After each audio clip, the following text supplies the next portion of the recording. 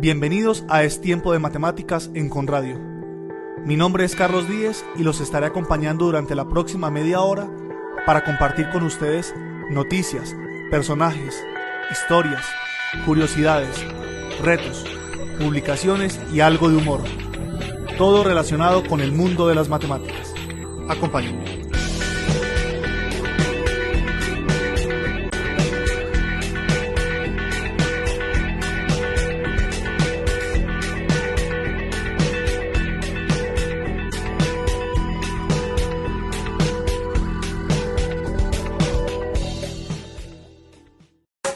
En Es Tiempo de Matemáticas, Actualidad Matemática. El 14 de marzo, y coincidiendo además con el nacimiento de Albert Einstein, se celebra por todo el mundo, o por lo menos en el mundo geek, el día de Pi. Se celebra este día porque es marzo, que es el mes 3, y es 14, que es el día, ya que Pi es 3,14. Y la celebración nos permite recordar algunas de las curiosidades de este número que tanto ha aportado a nuestra historia. La idea de celebrar el día de Pi se le ocurrió al físico Larry Chow, cuando en 1988 se comenzó a festejar por primera vez en el Exploratorium Museum de San Francisco. A este día de Pi pronto se le unió la celebración del Día de la Aproximación de Pi, que es el 22 de julio, puesto que 22 dividido 7 es 3,142857, que es la mejor aproximación que el calendario nos puede ofrecer. ¿Qué cosa si nos gusta celebrar? Como es bien sabido, o por lo menos como debería ser bien sabido, Pi es la relación entre la circunferencia y su diámetro, y es un número irracional hasta el que al momento se han llegado a descubrir 10 billones de decimales, un récord obtenido por los ingenieros informáticos Shigeru Kondo y Alexander Yi en octubre de 2011, utilizando un potente ordenador que contaba con 96 GB de RAM y 30 discos duros de 59 GB cada uno. Para que se hagan una idea, un computador normal tiene 4 GB de RAM y tiene una capacidad en disco duro de unos 120 a 250 GB.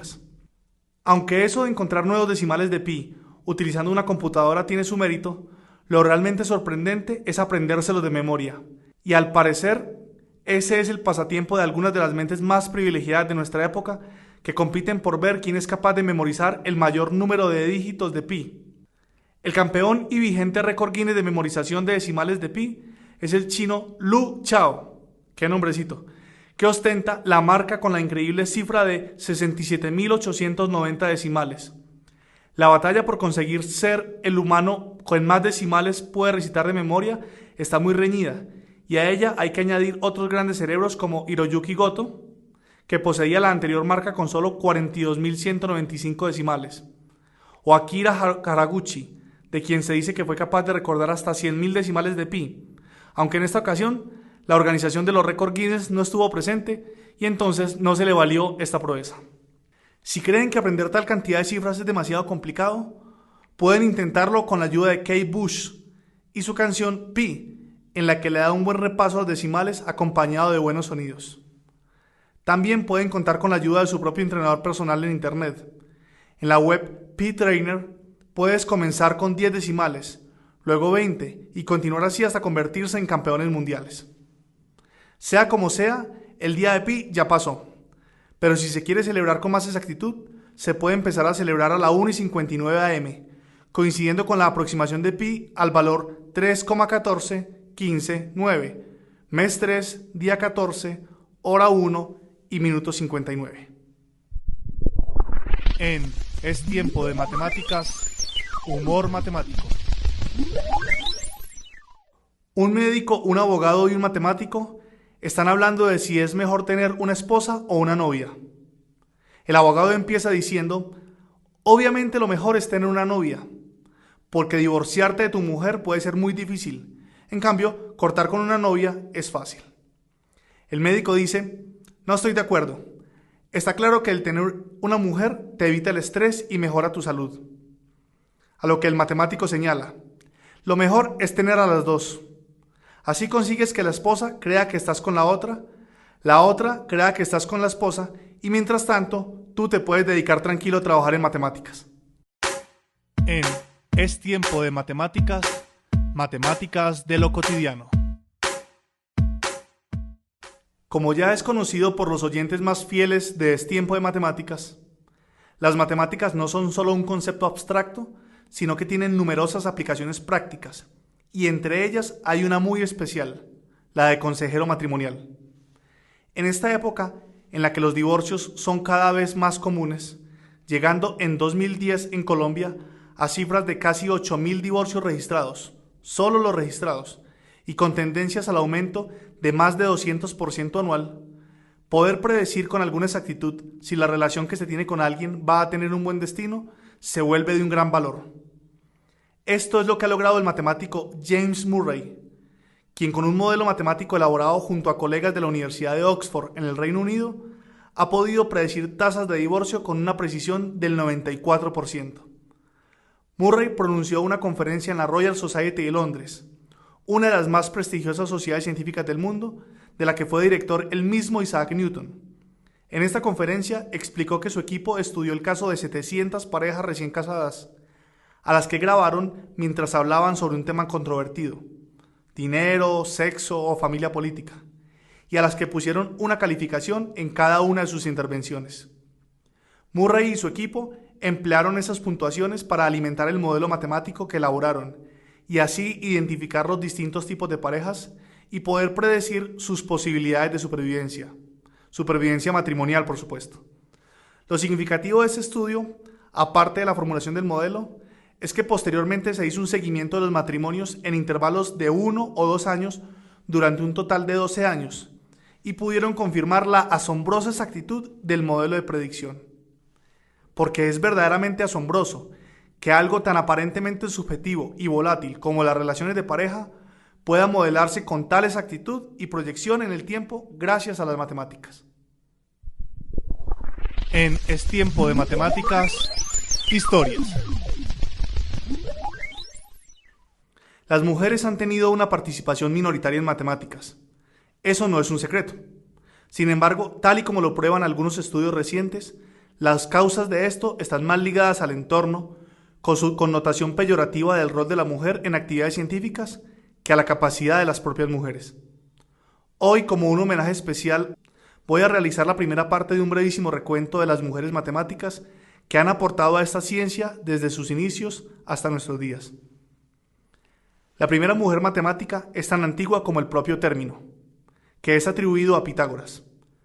Si a Tales se le considera el primer matemático y a Pitágoras el padre de la matemática, a Teano se le considera la primera mujer matemática. Teano fue discípula y esposa de Pitágoras y se le atribuye haber escrito tratados de matemáticas, física y medicina. Al igual que el resto de los pitagóricos, sostenía que todos los objetos materiales estaban compuestos por números naturales. Sin embargo, fue la primera en plantear la existencia del número áureo como esencia del universo. Otra gran mujer fue Hipatia, quien nació en el siglo IV de nuestra era, más o menos hacia el año 370, y fue la primera mujer que leyó y comentó críticamente grandes obras avanzadas de su época. Su padre, Teón de Alejandría, escribió un comentario sobre el Almagesto de Ptolomeo y editó nuevas ediciones de los elementos y de la óptica de Euclides. Y se cree que Hipatia le ayudó en la parte 1/10 de su trabajo sobre el Almagesto y en su versión de los elementos. Hipatia destacó no solo en el campo de las matemáticas, sino en la medicina y en la astronomía. Estaba vinculada a la Biblioteca de Alejandría, pero ninguno de sus escritos nos ha sobrevivido. Aquella biblioteca fue destruida poco después de su muerte. En aquellos años, el cristianismo estaba consolidando su poder en el mundo clásico.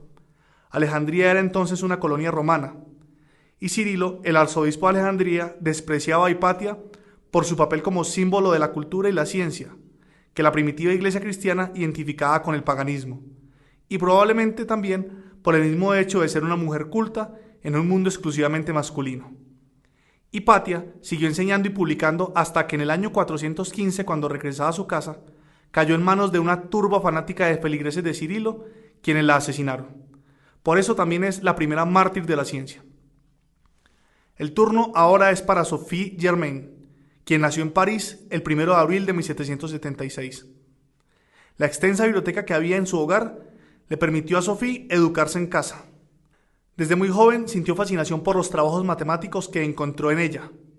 A los 13 años leyó la descripción de Plutarco de la muerte de Arquímedes en manos de soldados romanos. Desde entonces, el gran matemático de la antigüedad clásica se convirtió en su héroe. Germain tomó la decisión firme de convertirse en matemática, pero no fue fácil. Su caso ilustra nítidamente la idea de que en los no lejanos siglos XVIII y XIX la matemática seguía siendo un lugar inhóspito para una mujer. Germain sufrió de entrada la oposición paterna y materna para seguir estudios matemáticos. Después de estudiar latín y griego, leyó como pudo a Newton y a Euler. Tuvo que introducir libros a escondidas en su habitación y leerlos a la luz de las velas. Sabedores de ello, sus padres le quitaron velas y mantas para impedirle que fuera correteando por los pasillos de la casa, pero ni siquiera esas medidas pudieron doblegarla. Tomando por primera vez, aunque no por última, el nombre de Monsieur Leblanc, Germain escribió un artículo sobre análisis y se lo envió al propio Lagrange. Asombrado de la originalidad y exactitud del trabajo, quiso conocer a su autora en este caso, descubriendo que Monsieur Leblanc era realmente Madame Sophie Germain. Desde entonces se convirtió en su tutor matemático. El nombre de Leblanc lo usó Germain en otras ocasiones. Leyó las disquisiciones aritméticas de Gauss y se atrevió a escribir al gran matemático alemán apuntando innovaciones de los resultados contenidos en su obra. Gauss quedó impresionado. Él para Gauss en aquel momento, demostraba haber leído sus escritos con detenimiento y dominio, presentando con rigor algunas ampliaciones y generalizaciones de sus resultados. Gauss escribió de Germain: el gusto por las ciencias abstractas, en general, y sobre todo por los misterios de los números, es muy raro. Esto no es sorprendente, ya que los encantos de esta ciencia sublime se autorrevelan en toda su belleza solo a los que tienen el valor de comprenderla por completo. Pero cuando una mujer, a causa de su sexo, nuestras costumbres y prejuicios, encuentra infinitamente más obstáculos que los hombres para familiarizarse con sus intrincados problemas, y sin embargo supera estas restricciones y penetra en lo más recóndito, sin duda posee el más alto valor, un talento extraordinario y un genio superior. Sophie Germain recibió por primera vez en la historia para una mujer un doctorado honorario en la Universidad de Göttingen, pero su temprana muerte impidió que se confirmara este honor. Como podemos ver, a pesar de las adversidades, las mujeres han jugado un papel osado e importantísimo en el desarrollo histórico de las matemáticas. Pero para ratificarlo, en el próximo programa seguiremos con este recuento histórico. En Es tiempo de matemática, mala matemática. Hoy les voy a hablar del efecto de regresión a la media. El efecto de regresión a la media es uno de los más comunes y claros ejemplos de mala interpretación y mal uso de las matemáticas. Este efecto es del que se aprovechan, por ejemplo, algunas medicinas alternativas para convencer a los pacientes de su eficacia. Cuando estamos bajo el yugo de un padecimiento, por ejemplo, un dolor de espalda, ese dolor va y viene, hay días mejores y días peores. Y cuando el dolor está en su máximo esplendor, la única opción que le queda es atenuarse, independientemente del tratamiento que se le dé. Todas las enfermedades tienen una llamada historia natural, o como expresaba irónicamente Voltaire, el arte de la medicina consiste en entretener al paciente mientras la naturaleza cura la dolencia. La cuestión es que la gente suele tomar medidas contra su dolencia cuando ésta se encuentra en su peor momento, es decir, cuando generalmente solo tiende a mejorar, en ese eterno vaivén de la historia natural de la enfermedad. De modo que la mejoría no se asociaría al tratamiento seguido, sino a una regresión a la media, es decir, que la intensidad de la enfermedad tiende a volver a un nivel promedio.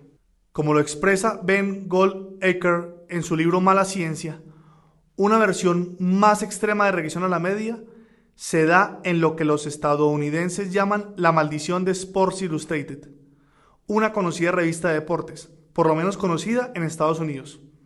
La maldición consiste en que siempre que un deportista aparece en la portada de esa revista, según esa creencia popular, significa que no tardará mucho en caer en desgracia.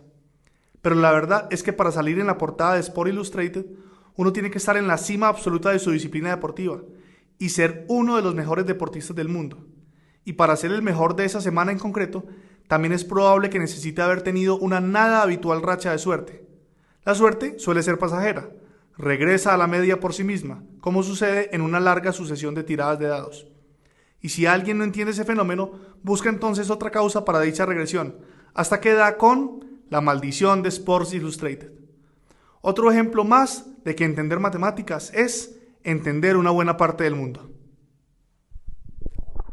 En Es Tiempo de Matemáticas, Matemáticamente. Para hoy tenemos un acertijo muy fácil. Si 1 tiene 1, 2 tiene 2 y 3 tiene 3, ¿cuántas tiene 4? Y como es tan fácil, les voy a dar una ñapa. ¿Cuál es el número que no tiene ninguna? En Es Tiempo de Matemáticas, Matemática Curiosa. Existe un modo curioso de calcular el valor aproximado de pi, ya que estamos hablando de pi. Este modo es ideal para tardes lluviosas y aburridas.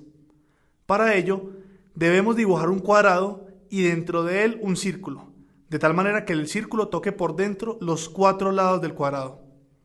Una vez dibujado esto, por ejemplo en una cartulina, lo colocamos bajo la lluvia, de modo que le caigan una buena cantidad de gotas.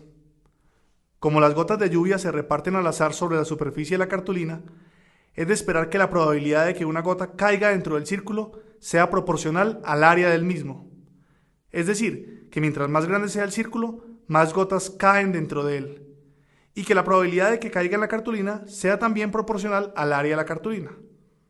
Esto permite construir una relación matemática de proporcionalidad que, al ser correctamente despejada, nos permite aproximarnos al valor de pi con mucha exactitud.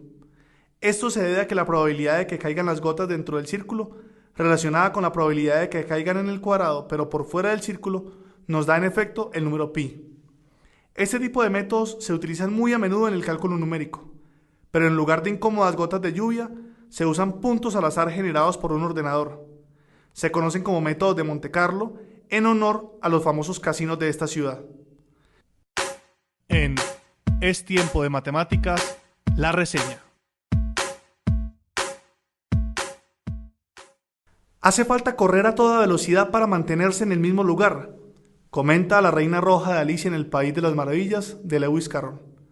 Si usted quiere conseguir ir a otro lugar, debe correr 2 veces más rápido. Sin duda, una parte del genio que tiene este diálogo es que tiene lugar entre 2 mujeres, señala Lynn Owsen, porque en ninguna parte es más aplicable esta metáfora de lo que lo es para las mujeres en matemáticas. Ellas deben correr el doble de rápido si quieren llegar a alguna parte. Sin embargo, a pesar de los prejuicios contra las mujeres intelectuales a través de casi todas las épocas, siempre ha habido personas con el coraje y la determinación para dar a conocer sus descubrimientos. El libro Las mujeres en las matemáticas, de Lynn Owsen, psicóloga matemática y estadística estadounidense, utiliza las biografías de mujeres matemáticas seleccionadas para trazar claramente la historia de la erudición femenina en esta área desde la prehistoria hasta el presente. En el libro se incluyen 8 mujeres matemáticas, desde Hipatia, que como dije en el programa de hoy fue profesora de matemáticas y filosofía en Alejandría, hasta Emmy Noether, que tuvo una profunda influencia en el álgebra moderna. Las vidas de colores de estas mujeres, que a menudo estaban en la mayoría de los círculos de vanguardia de su época, se presentan con detalle fascinante. Los obstáculos y censuras que eran también una parte de sus vidas son un aleccionador recordatorio de los prejuicios contra las mujeres que siguen presentes en este y otros campos de la actividad académica. Los matemáticos, historiadores de la ciencia y lectores en general encontrarán en este libro una historia en la que las mujeres son un recordatorio de una tradición de orgullo y un reto para ocupar su lugar legítimo en la vida académica en la actualidad. Hasta aquí el programa de hoy. Mi nombre es Carlos Díez y los espero en una nueva emisión de Es Tiempo de Matemáticas, aquí en Conradio, la emisora de la Universidad Konrad Lorenz. Y terminamos como siempre citando. Como regla general, la mujer de ciencia debe ser lo bastante fuerte para valerse por sí misma, capaz de soportar el sarcasmo y la antipatía, a menudo injusto, de hombres que sienten celos al ver invadido lo que consideran ser su propio campo de actividad. Henrietta Walton, 1898.